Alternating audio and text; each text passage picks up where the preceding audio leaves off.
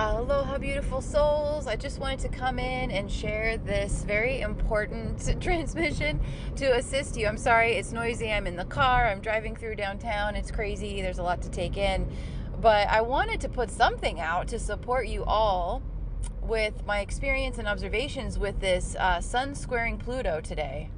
You know, this has been a very momentous, energetic, we've been building up to this. There's going to be continual potential releases, you know, almost like a little volcanic or big volcanic releases of energy, movements of energy, realizations. And ultimately, it's about the sun being shining very strongly now on our suppressed emotional stuff, right? And so it's part of our sacred responsibility, our accountability, to tap into our emotional energy. So, case in point, the biggest one, the biggest wisdom, mastery, teaching Pluto has for us, if we want to evolve our Pluto, we want to ascend our Pluto, is where do we have fear? So one of the best things is to just work with what you got right now. You don't have to dig, you don't have to go on this existential, archaeological thing right now. Just what are you dealing with right now that scares you? And this is the exercise. It's a quantum energetic exercise to assist you to find your midline, your midpoint here. What's the worst case scenario? Just dive right into the fear. Oh my God, the worst thing that could happen is this. Okay, wow, yeah, it could be pretty terrible for sure. It's valid that it's you've got some charge about that it's kind of eating you up a little bit. Now, what's the opposite? What's the best, the most amazing and outlandish, wonderful, magical thing that could happen in contrast to this fear? So the deepest fear of this moment and the most amazing magical dream that could come true. So you want to feel both of them. You want to explore both of them. And then you want to find out, well, how can I find the middle of these? What's the midline of both of these? Disaster or dream? Chaos or magic? So Pluto is all about fear and suppressed emotional intensity. Where do we give our power away to our fears? Well, the best thing to work with this and really have an amazing experience. A lot will be revealed to you. A lot will be gifted to you. One of the most important lessons I've learned from Pluto, thanks to David Palmer, the Leo King, amazing astrologer, is if you do your house cleaning, your deep cleaning, and you make it a consistent practice to just check out, make sure there aren't any cobwebs, Pluto will bring great rewards to you because you are clearing out where you give your power away, which then consolidates your pure power and your magnetism, your pure magnetism, to be a co-creator with your universe in your experience. And a lot of times we are told or shown, okay, you got to do this, you've got to do that, now we got to make a change, so wherever any of this kind of crossroads energy causes some fear to arise, try this exercise. Let the sun shine upon it.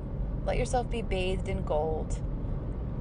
Look at the worst case scenario, look at the best case scenario, and ping pong between them both until the charge kind of ceases and desists within you. It dissolves away.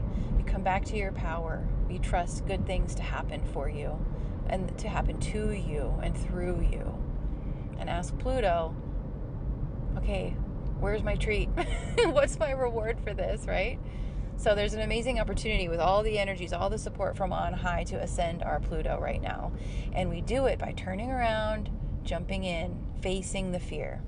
So I look forward to hearing about your experiences. For me, I'll share, it's going back into the workforce. Oh my gosh, can I handle it? Can my energy handle it? Can I hold this really different consciousness I've been experimenting with? When there's maybe more linear stuff to do, I don't know. Will it even be linear? So part of that fear or hesitation about being part of an organization and having a job, a role with others is I don't want to lose my freedom, my sense of freedom. I also don't want to lose my sense of individuality or compromise my energy, and what I've worked so hard for. Getting lost in the organization, getting lost in the tribalism of whatever. And those are all fears. Those are experiences that have happened to me before. So it's valid to be concerned at one level. And then the other level, we say, yeah, but we're not that being anymore. Not only will we not even attract a situation like that, but that's impossible to happen. because now we know better, right? Or we know more. What's the worst case? What's the worst thing that can happen? So I go to the worst case scenario. Oh God, losing all autonomy and freedom of my schedule and all this. What's the best? Okay. Well, but then I would have more stability to invest in New Earth and in other amazing way showers, and get into more of the philanthropy that I really feel passionately about. So this will actually assist me, to support my greater visions and goals on a global scale. So that's just one example. What's the worst case? What's the worst thing that can happen? What's the best? Okay, right? So you always want to play with your fear. Please don't feed the fear.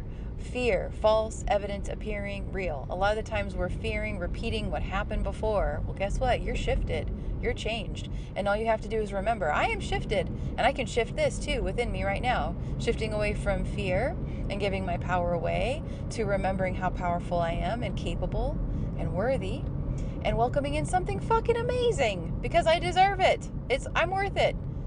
How great can it be? How good can it get?